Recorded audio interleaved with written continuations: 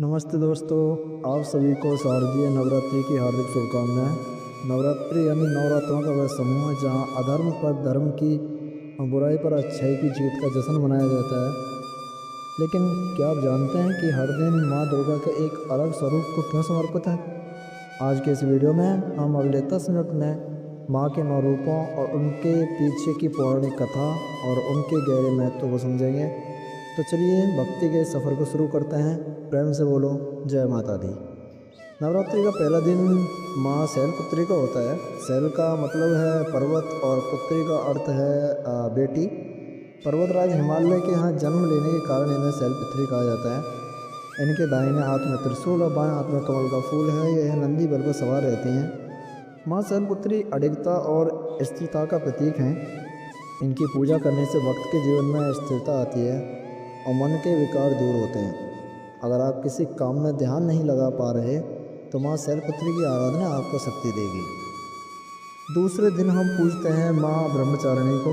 यहाँ ब्रह्म का अर्थ है तपस्या और चारिणी का अर्थ है आचरण करने वाली। माँ के स्वरूप में उनके हाथ में जबकि माला और दूसरे में कमंडल होता है। माँ का यह रूप हमें सिखाता है कि बिना कठिन संघर्ष और तपस्या की सफलता नहीं मिलती।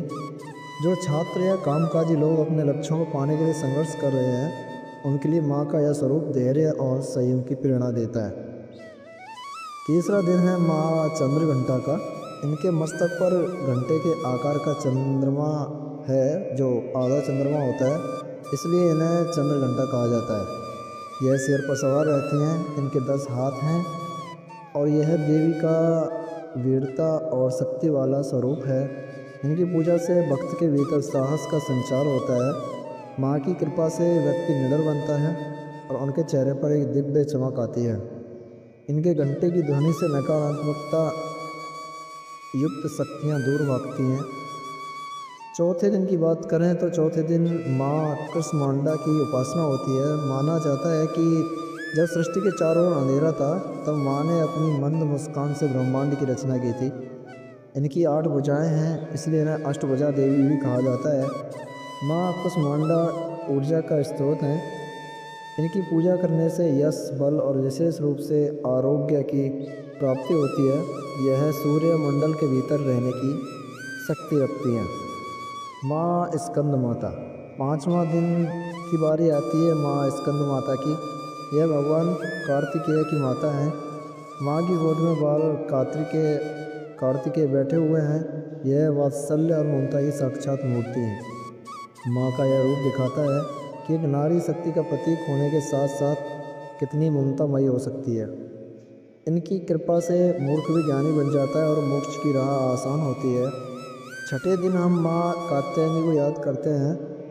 ऋषि कात्यायन की कठोर तपस्या से प्रसन्न होकर माँ ने उनके घर पुत्री के रूप में जन्म लिया था। इन्होंने ही महिषासुर का वध किया था। इनका स्वरूप अत्यंत भव्य और चमकीला है। यह धर्म और सत्य की रक्षक हैं।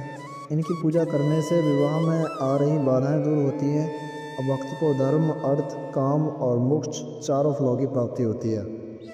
सप्तमी यानी 7वां दिन माँ कालरात्रि का होता है। यह माँ का सबसे भयानक रूप है, लेकिन इनका एक नाम शुंभकारी भी है क्योंकि यह हमेशा शुभ फल देती हैं। इनका वर्ण अंधकार के समान काला है। बाल बिखरे हुए और गले में बिजली की तरह चमकने वाली माला है। यह अज्ञान के अंधकार को मिटाकर ज्ञान का प्रकाश लाती हैं। इनकी पूजा करने वालों को भूत, प्रेत या किसी भी प्रकार के भय का सामना नहीं करना पड़ता। यह काल का भी नाश करने वाली है। 8वें दिन की बात करें तो अष्टमी के दिन माँ गौरी की पूजा होती है। भगवान शिव को पति के रूप में मारने के लिए की गई कठिन तपस्या के कारण इनका शरीर काला पड़ गया था। तब शिवजी ने गंगा जल से इन्हें स्वच्छ किया और इनका रंग गौर यानी सफ़ेद हो गया। यह सफ़ेद वस्त्र और आभूषण धारण करती हैं। यह शांति और पवित्रता की देवी हैं। उनकी उपासना से पुराने पाप धुल जाते हैं, मन बिल्कुल निर्मल हो जाता है। अष्टमी का कन्या पूजन भी इसी दिन बहुत महत्वपूर्ण माना जाता है। नवमी यानी आखिरी दिन, 9वां दिन माँ सिद्धिदात्री का है। जैसा कि नाम से ही पता चलता है यह सभी प्रकार की सिद्धियाँ देने वाली हैं। यह कमल पर विराजमान है और सभी देवताओं ने इनकी स्तुति की है। भगवान शिव ने भी इन्हीं की कृपा से अर्धनारीश्वर रूप प्राप्त किया था।